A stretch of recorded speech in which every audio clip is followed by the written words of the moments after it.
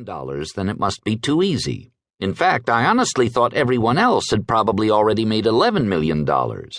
So then I felt poor again. I now needed $100 million to be happy. No amount of wealth, success, or pleasure will truly fulfill us. At one point, Koheleth says that God has placed eternity in our hearts, a universe-sized expanse that would swallow the whole world if it could, and still be hungry.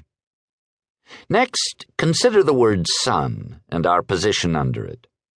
This is the writer's way of putting time and space borders on his angst. Koheleth is writing from the perspective of this earth, under that blazing ball of gas.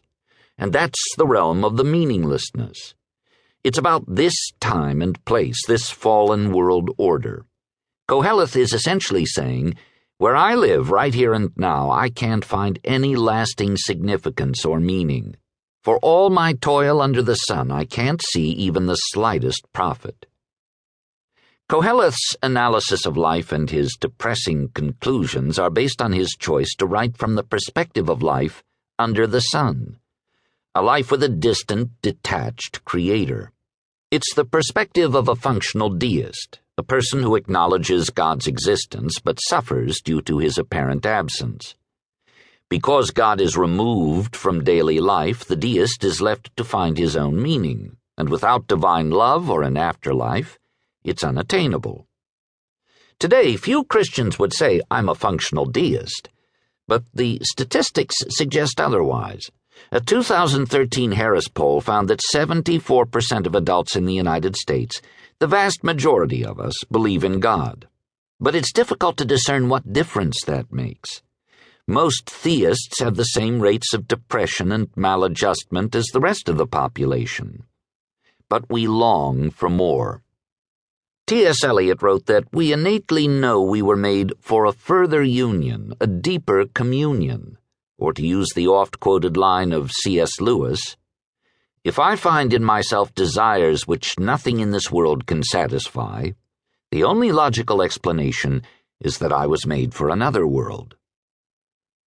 This is the good news for midlifers, because we often dream of a life different from the one we find ourselves living. The eternity within suggests that while this world's Havel might be as large as Earth and as long as its history, there are other times, places, and sacred spaces. Just because there is no meaning under the sun doesn't mean there is no meaning beyond it. But let's not get ahead of ourselves. To bypass the hard realities would cheapen the final vista. Most of the learning is in the journeying. If you're going to Machu Picchu, you don't take the bus, hike the Inca Trail. And if you're journeying from Havel to heaven, well, there is no bus. You have to walk through the wilderness. Koheleth has already traversed it, so he's well qualified to guide the way. Another perspective. On a dreary December day, I, Peter, was at the Philadelphia airport ready for takeoff. Putting in my earbuds, I was reminded of the conversation with my Dutch seatmate a few weeks earlier. I felt extra empathy for his pain because those few weeks had been rough for me. In rapid succession, I had attended the funeral of a talented intern, dealt with corrupt government officials who offered no justice to those in poverty, and faced significant challenges with my children, which created stress in my marriage. Life was hard, and God was not acting in ways that made any sense to me. As the flight departed, we broke through the clouds, and the sun shone brightly. The bleak midwinter was replaced by majesty above. We weren't above the sun, but we were at least above the clouds. Below was rain and pain, but above was light and clarity.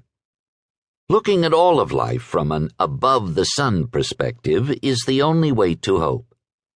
This is the truth behind the truth of Ecclesiastes.